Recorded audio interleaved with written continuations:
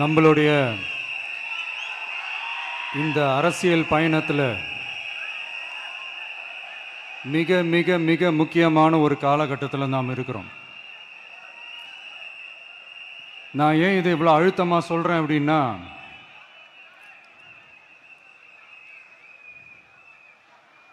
ஏதோ அழுத்தம் இருக்குமோன்னு நினைக்கிறீங்களோ? அழுத்தமா நமக்கா?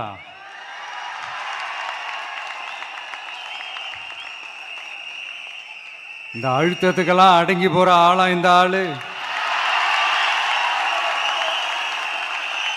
இந்த மூஞ்சா பார்த்தா அப்படியா தெரியுது உங்களுக்கு?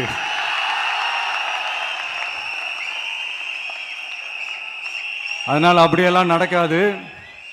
அதுவும் முக்கியமாக நம்ம கிட்ட அதெல்லாம் நடக்கவே நடக்காது. ஆனால் அழுத்தம் இருக்குதான்னு கேட்டிங்கன்னா இருக்குது. அது நான் இல்லைன்னு சொல்ல வரல. நமக்கு இல்லை, மக்களுக்கு. தமிழ்நாட்டை இதுக்கு முன்னாடி ஆண்டவங்களும் சரி பாஜகவுக்கு அடிமையாக தான் இருந்திருக்கிறாங்க. ஸோ அவங்கள நம்பியும் ஒரு பிரயோஜனமும் இல்லை. இப்போ ஆண்டுகிட்டு இருக்கிற இந்த திமுக அரசாச்சும் நமக்கு ஏதாவது செய்வாங்கன்னு பார்த்தா இவங்களும் அவங்கள மாதிரியே தான். இன்னும் சொல்ல போனால் ஒரு படி மேலே, இன்னும் மோசம். அவங்களாச்சும் நேரடியாக சரண்டர் ஆகி இருப்பாங்க, இவங்க மறைமுகமாக சரண்டர் ஆகி இருக்கிறாங்க. அவ்வளோதான் வித்தியாசம். அதனால நீங்க பார்த்தீங்கன்னா அவங்களோட அந்த வேஷம் கலைஞ்சிடக்கூடாதுன்றதுக்காக இந்த கலரா கவர்ச்சிகரமான இந்த அறிவிப்புகள்லாம் வெளியிடுறாங்க. நோட்டீஸ் பண்ணியிருப்பீங்கன்னு நினைக்கிறேன்.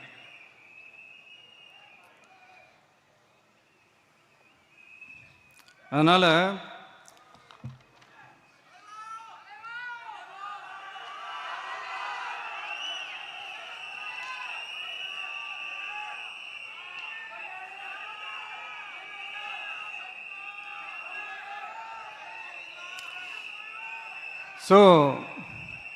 இவங்க எல்லாரும் இப்படியே இருக்கிறாங்களே, நமக்காக உண்மையாக உழைக்கிறதுக்கு யாராச்சும் வந்துட மாட்டாங்களா அப்படின்னு மக்கள் ஒரு விதமான அதை வெளியில் சொல்ல முடியாத ஒரு அழுத்தத்தில் இருக்கிற நேரம் இது. மாற்றி மாற்றி ஓட்டு போட்டு ஏமாந்து அவங்க இப்போ நம்மளை நம்புகிறாங்க.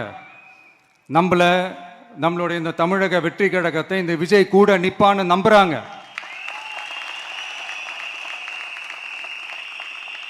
நம்மளை நம்புறவங்களுக்காக நாம நம்பிக்கையோடு இருக்கணும்ல.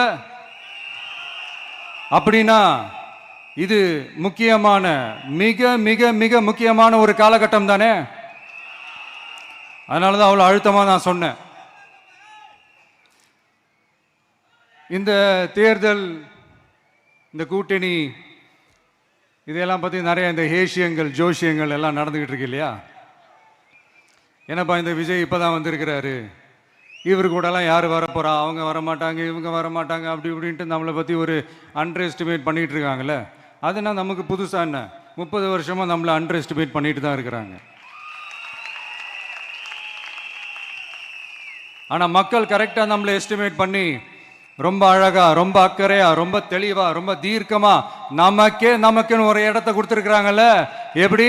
என் கேரியரின் உச்சமான ஒரு இடத்த கொடுத்துருக்குறாங்கல்ல. அதை இந்த நாடே பார்த்துக்கிட்டு இருக்குல்ல.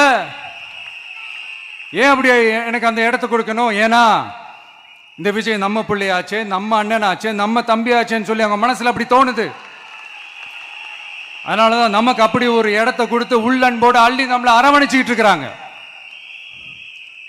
அப்படி நம்மளை நம்புறவங்களுக்காக நாம உழைக்கிறதே அது ஒரு பழக்கமாகி இப்ப அதுவே என்னுடைய ஒரு ஒரிஜினல் கேரக்டராகவே மாறிடுச்சு.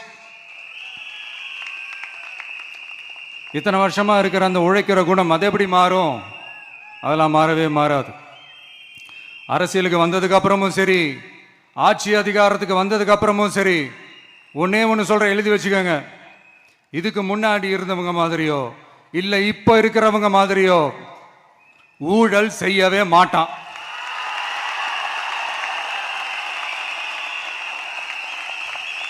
ஒரு பைசா தொட மாட்டான். எனக்கு அது அவசியமே இல்லை. புரிஞ்சுங்களா உங்களுக்கு? எனக்கு அதை தொட வேண்டிய அவசியமே இல்லை.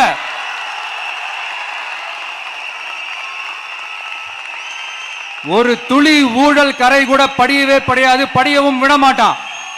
நீங்க கேட்கலாம், இது என்ன சினிமாவா, இதன முதல்வன் படமா, ஒரே நாள் நம்ம இவர் எல்லாத்தையும் கிளீன் பண்ணிடுவாரான்னு நீங்க கேட்கலாம். ஓகே, பிராக்டிகலா அது பாசிபிள் இல்லதான், but it is a process, right? It is a process. இப்படி எதுக்குமே ஆசைப்படாத ஒருத்தன் அரசியலுக்கு வரான் அப்படின்னா, அவன் கண்ணு முன்னாடி ஏதாவது ஒரு தப்பு நடக்குது அப்படின்னா, அவன் கண்ணு முன்னாடி ஏதாவது இந்த மாதிரி ஒரு ஊழல் நடக்குது அப்படின்னா, அதை பார்த்துக்கிட்டு அவன் சும்மா இருப்பான்னு நினைக்கிறீங்க?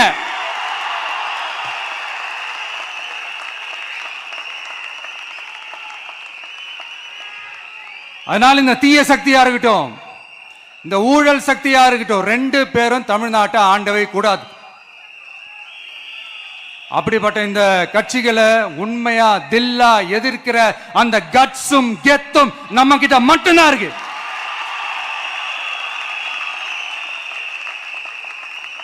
அதனால நீங்க என்ன சூழ்ச்சி நம்ம மேல பண்ணாலும், என்ன அழுத்தம் நீங்க கொடுத்தாலும், இந்த அடங்கி போறதுக்கோ, இந்த அண்டி பொழைக்கிறதுக்கோ, இல்ல இந்த அடிமையா இருக்கிறதுக்கால நாம அரசியலுக்கு வரல. என் மண்ணுக்கும் மக்களுக்கும் யார் என்ன தீங்கு செஞ்சாலும் அதை எதிர்த்து அவங்க கிட்ட இருந்து நம்ம மக்களை பாதுகாக்கிறதுக்காக தான் நம்ம அரசியலுக்கே வந்திருக்கிறோம். அண்ட் முக்கியமா தோழர்களே, மக்களுக்கு என் மேல மட்டும் நம்பிக்கை இருந்தா அது பத்தாது. என் கூட டிராவல் பண்ற என்னோட எல்லா தோழர்கள்கிட்ட அந்த நம்பிக்கை வரணும்.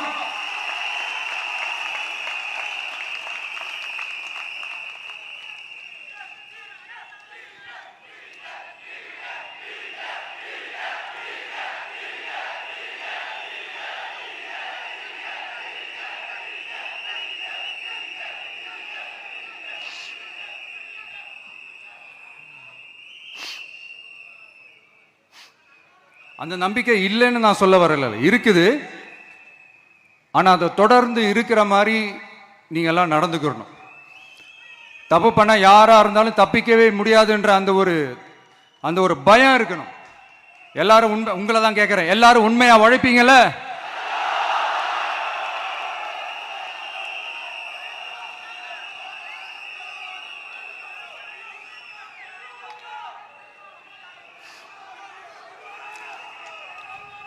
யாருக்காகவும் எதுக்காகவும் நம்மளோட அரசியல்ல காம்ப்ரமைஸ் பண்ணிக்கவே கூடாது, செய்வீங்கல்ல?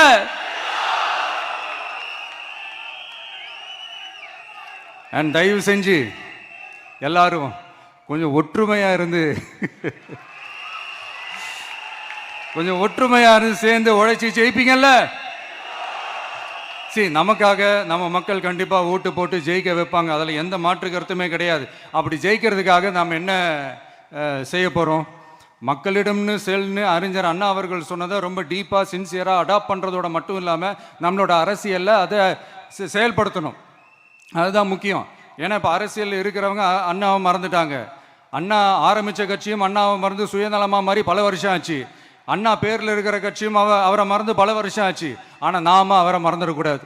மக்கள்கிட்ட போகணும், மக்களோட மக்களாகவே இருக்கணும், மக்களுக்காகவே இருக்கணும். அதுக்காக நாம் என்ன செய்ய போகிறோம், என்னெல்லாம் செய்ய போகிறோம், அதுக்காக தான் இந்த மீட்டிங். ஆரம்பிக்கலாமா? இந்த ரெண்டு கட்சிகள், ஆண்டு கட்சியா இருக்கட்டும், இப்ப ஆள்ற கட்சியா இருக்கட்டும், அவங்கள பொறுத்த வரைக்கும் பூத்துனா என்ன தெரியும்ல? அவங்கள பொறுத்த வரைக்கும் பூத்துனா கள்ள ஓட்டு போடுற இடம். ஆனா நமக்கு, நம்ம டிவிகேவுக்கு அது ஒரு ஜனநாயக கூடம். அங்க ஜனநாயகம் திருடுறாம நம்ம பார்த்துக்கணும். ஒவ்வொரு ஓட்டையும் நம்ம பாதுகாக்கணும். எப்படி பாதுகாக்கிறது? ஒவ்வொரு வீட்டில் இருக்கிற ஒவ்வொரு ஓட்டும் நமக்கு தானே ஃபர்ஸ்ட் கன்ஃபார்ம் பண்ணுங்க. எனக்கு தெரிஞ்சு தமிழ்நாட்டில் ஒரு 2.25 கோடி ரேஷன் கார்டுகள் இருக்கும்னு நினைக்கிறேன்.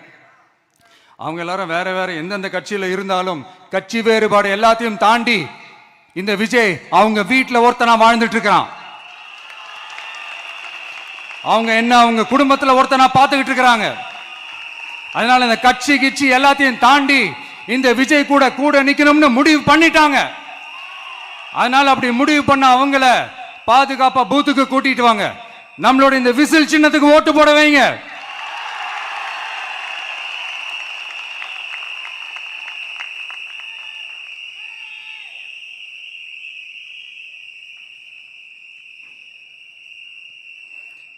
ஒன்றியம், நகரம், பேரூர், பகுதி, கிளைன்னு இங்க வந்திருக்கிற நம்மள எல்லார் நிர்வாகிகளும் தான் நம்ம கட்சியினுடைய ஆணி வேர்.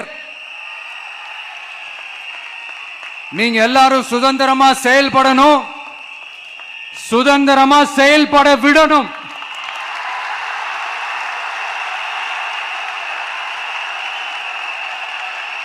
நீங்க ஒவ்வொருத்தரும் எனக்கு முக்கியம்.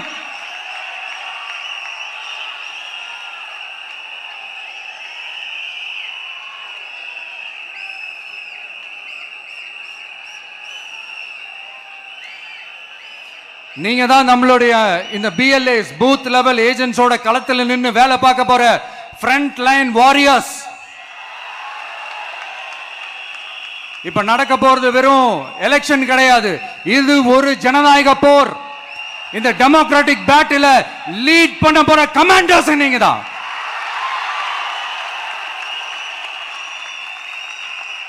நான் ஏன் இது எவ்வளவு ஸ்ட்ரெஸ் பண்ணி சொல்றேன் அப்படின்னா, இந்த தீய சக்தி எப்படி, இந்த தீய சக்தியோட தில்லு முள்ளுலாம் உங்களுக்கே நல்லா தெரியும். முழிச்சிட்டு இருக்கும் போது முழியை தோண்டி எடுத்துட்டு போற கூட்டம். அதனால கொஞ்சம் ஜாக்கிரதையா இருக்கணும். நம்ம எலெக்ஷனுக்கு இன்னும் 3 மாசம் தான் இருக்குது, அவ்வளவு கூட இல்லைன்னு நினைக்கிறேன். இந்த 3 மாசத்துல நீங்க செய்ய போற அந்த களப்பணியில தான் நம்மளுடைய வெற்றியே இருக்குது. உங்களுக்கு இந்த விஜய் பிடிக்கும்ன்றது உண்மைனா, சத்தியம்னா, உங்களோட உழைப்புல அதை காட்டுங்க.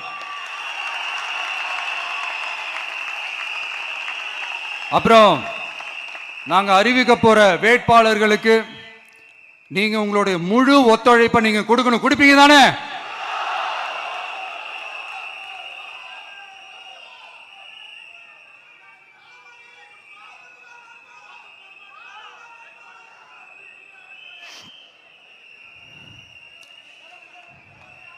உங்க எல்லாரையும்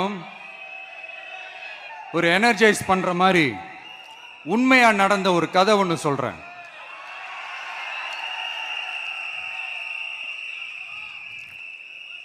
சொந்த நாட்டிலேயே ஒரு கூட்டம் அபகரிக்குது. சொந்த நாட்டிலேயே இருக்க முடியாத அளவுக்கு ஒரு நெருக்கடி ஏற்படுது. ஸோ வேற வழி இல்லாமல் அந்த நாட்டை விட்டே வெளியே போய் வேற ஒரு இடத்துக்கு போய் காடு மலை அப்படி இப்படின்னு சுற்றி மறைஞ்சு வாழ வேண்டிய ஒரு சூழ்நிலை ஏற்படுது. என்னடா இப்படியே ஓடிக்கிட்டு இருக்குமேன்னு சொல்லிட்டு தன்னோட நட்பு சக்திங்க கிட்ட பேசி ஒரு பெரும் படையை திரட்டிக்கிட்டு அதிரடியா ஒரு போரை நடத்தி அந்த நாட்டையே திருப்ப மீட்டு எடுத்தது யார் தெரியுமா? நம்ம கொள்கை தலைவர்களை ஒருத்தரான ராணி வேலு நாச்சியார் அவர்கள் தான். அவங்களுக்கு அந்த நட்பு சக்தியா கூட இருந்து உழைச்சது சின்ன மருது, பெரிய மருது, சையது, கார்கின்னு சொல்லிட்டு அந்த 3 பேரும் தான். ஆங்கிலேயர் படை, ஆற்காட்டு படை மாதிரி அந்த 2 பெரும் படையை அடிச்சு துவம்சம் பண்ணிட்டு அந்த நாட்டையை திருப்பி மீட்டு எடுத்தது வேலு நாச்சியார். அன்னைக்கு இருந்த ஆங்கிலேயர் படை, ஆற்காட்டு படை மாதிரி இன்னைக்கு என்னென்ன படை இருக்குதுன்னு உங்க எல்லாருக்குமே நல்லா தெரியும். அதனால அந்த 2 படை மட்டும் இல்ல, இன்னும் எத்தனை படை வந்தாலும் எதிர்த்து நின்று ஃபேஸ் பண்றதுக்கு ஒரு நல்ல தலைமையும் இத்தனை சக்திகள் என் கூட இருக்கும் போது, இத்தனை சின்ன மருது, இத்தனை பெரிய மருது, இத்தனை சையது கார்கிகள் என் கூட இருக்கும் போது நம்ம நாட்டை நம்மளால மீட்டெடுக்க முடியாதான?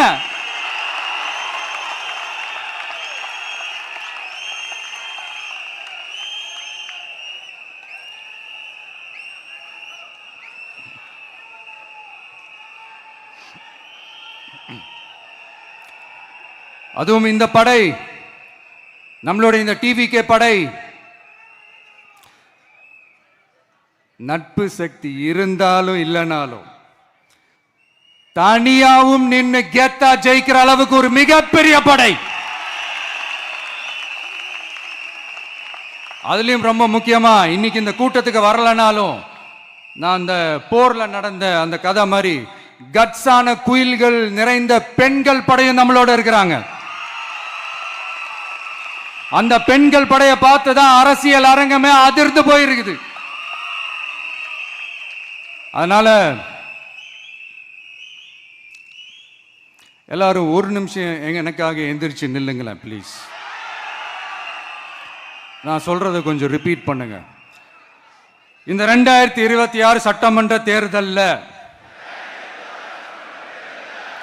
நாம எல்லாரும் உண்மையாக உழைப்போம், சத்தியமாக உழைப்போம், உறுதியாக உழைப்போம், ஒற்றுமையாக உழைப்போம். தேங்க்யூ. Please sit down.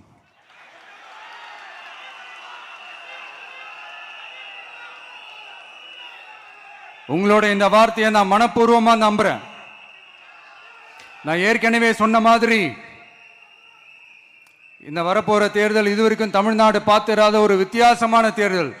நம்மளுடைய படை வரிசையும் அப்படிதான், ஒரு பவர் பேக்ட் ஃபோர்ஸ்.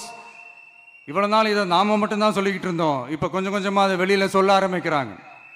என்னடா இந்த விஜய் கூட இருக்கிற ஃபோர்ஸை பார்த்தா சாதாரண ஃபோர்ஸ் மாதிரி தெரியல, மிலிட்ரியோட பெரிய ஃபோர்ஸா இருக்குது, வரப்போற எலெக்ஷனை கணிக்கவே முடியல, அப்படி இப்படின்னு சில குரல்கள்லாம் கேட்க ஆரம்பிக்குது. கணிக்கவே முடியலன்னு அவங்க வேணா சொல்லலாம், ஆனா மக்கள் ஆல்ரெடி கணிச்சு முடிச்சுட்டாங்க. அவங்க மனசை நல்லா புரிஞ்சு வச்சிருக்கிற நமக்கு அது நல்லாவே தெரியும். அதனால இந்த எலெக்ஷன் ரிசல்ட்டுக்கு அப்புறம் இந்த தீய சக்தி கிட்ட இருந்தோம், இந்த ஊழல்வாத அடிமை சக்தி கிட்ட இருந்தோம் தமிழ்நாட்டை மீட்டுட்டோம்னு உறுதியா அறிவிப்போம். அதுல என்ன மாற்று கருத்து கிடையாது. அதனால என் நெஞ்சில் குடியிருக்கும் தோழர்களே, தோழிகளே, உங்களோட நான் இருக்கேன், நம்மளோட நம்ம மக்கள் இருக்கிறாங்க. இதுக்கு மேல என்ன வேணும்? கான்பிடண்டா இருங்க, நல்லதே நடக்கும், வெற்றி நிச்சயம். மீண்டும் சந்திக்கும் வரை நன்றி, வணக்கம். தமிழக வெற்றி கழகத்தின் வெற்றி தலைவர், தர்மத்தாயின் தவ புதல்வன், தலைவரின் பொற்கரங்களால் please sir, please sir.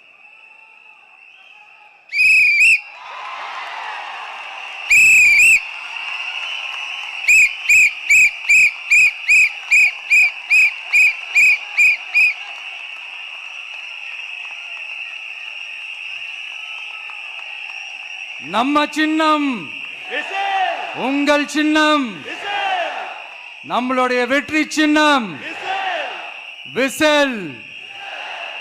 Cup முக்கியம் பகிலே.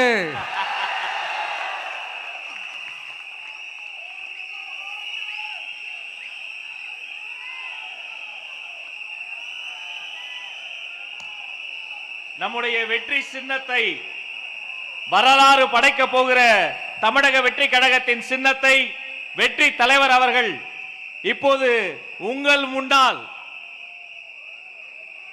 இதோ அறிமுகம் செய்கிறார்.